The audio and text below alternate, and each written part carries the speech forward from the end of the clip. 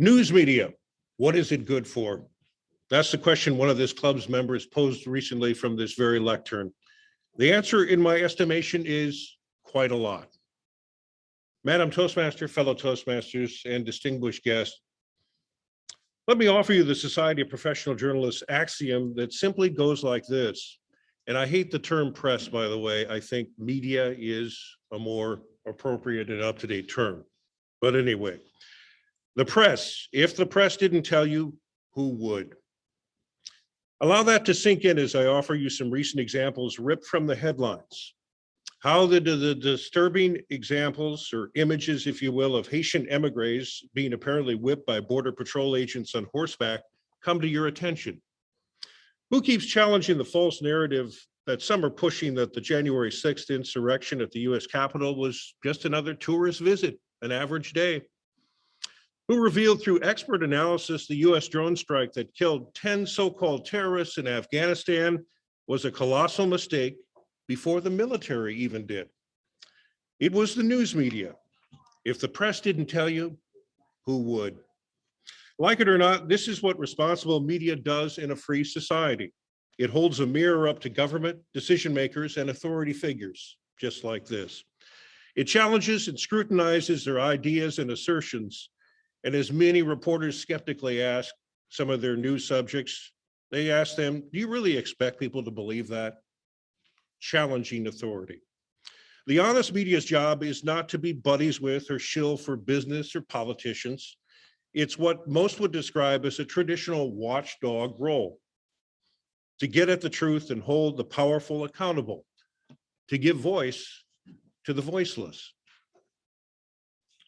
It also exposes those who seem to believe that shame is dead. They like to double down on bad behavior. And I'm sorry, just because you don't like a factually accurate story, it is not fake news. To paraphrase, if we didn't do it, who would? You know, the three branches of government in the United States, chances are you can name them: the judicial, the legislative, and executive. There is a reason why journalism is often referred to as the fourth estate. Among our many problems in this country, our civic education and knowledge of our own history is really not that good. Many people are unaware of how basic government functions and certain historical context. They aren't aware that press freedom is enshrined in the First Amendment of the US Constitution. It's right there in the document. Part of the problem is we are also lousy consumers of news information in America, and I'm afraid we're getting worse. A show of hands, how many of you read a newspaper on a daily basis? How many? Okay, I see some, that's good, thank you. I won't ask you which sections you read, but I encourage you to support your local newspaper. This is a good thing, because bottom line, this is our first draft of history. Someone needs to keep track of who died, what tax is being raised, what roads are going to be fixed, and what's being spent on public safety, the public safety that you paid for. Is there dangerous weather coming? Yeah, the news media might tell you about that. They might trumpet that rather loudly. Isn't that a good thing? Yeah, that's a great thing. All this information doesn't magically appear. It actually takes work. It's expensive, and it is a public service. If you're waiting for the government press release to come out, don't be surprised if it actually presents its authors in the kindest and blandest of terms when it comes out. A notable example of this is the press release the Minneapolis police put out after George Floyd's death. Allow me to paraphrase. I'm actually going to quote from it right here. Officers were able to get the suspect into handcuffs and noted he appeared to be suffering medical distress. He was transported to Hennepin County Medical Center, where he died a short time later. I didn't read anything here about a knee on a neck for 9.5 minutes. Did you hear about that? I didn't see that in that press release. If the press didn't tell you, who would? More of us need to be aware of the difference between news and opinion. Simply put, news is who, what, where, when, and why, and how, and these are facts. Opinion is somebody's personal view on those facts. It's their take. It's their opinion. In most news organizations, the news reporters and the opinion page are walled off from one another, and for good reason. because of objectivity. And because usually the opinion editors can either be considered very liberal or very conservative. Let me point to a notable recent example here, the Wall Street Journal. Its news reporters daily do an objective best job to break great stories. Its opinion editors, on the other hand, usually have a very conservative and at times inaccurate take on things. This has created conflict at the newspaper. Let me quote from a complaint letter Journal News employees sent to the publisher last year, and I quote, "Opinion articles often make assertions that are contradicted by Wall Street Journal reporting." How about that? It's a Rupert Murdoch-owned newspaper, and you shouldn't be surprised that he owns the Fox News channel as well. So how can you be a good news consumer? How can you do it? Look at least two or three media outlets on a controversial topic. Check out what people are saying in a number of different places. Evaluate how credible their sources are and if they try to present a balanced report with several perspectives.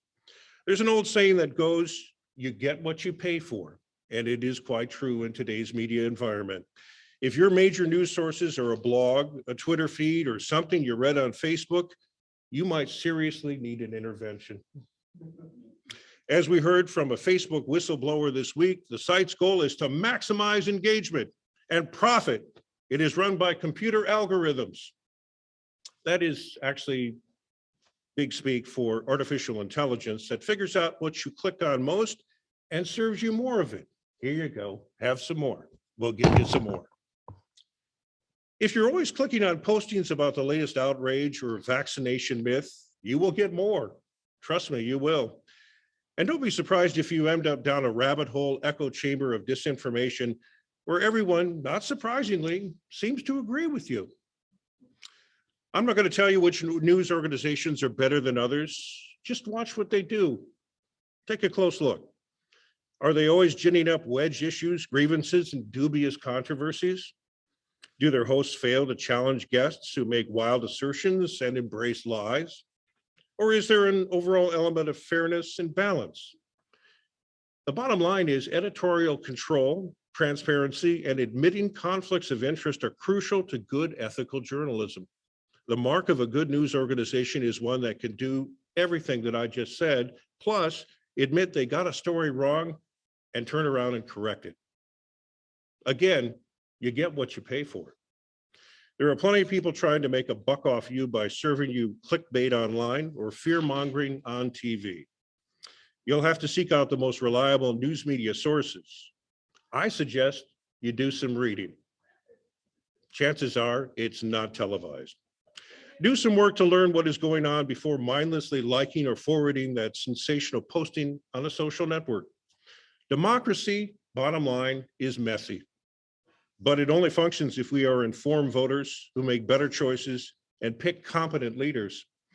Choose facts over conspiracy theories, knowledge over those who shamelessly and recklessly traffic in half-truths, obvious lies, and fear.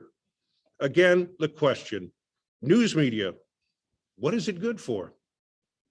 Imperfect as it is, I say quite a lot. For better or worse, America's media is the freest on the planet. Think about that, freest on the planet. Truth matters if we're going to keep this great experiment we call America alive. Because if the press didn't tell you, who would? Madam Toastmaster.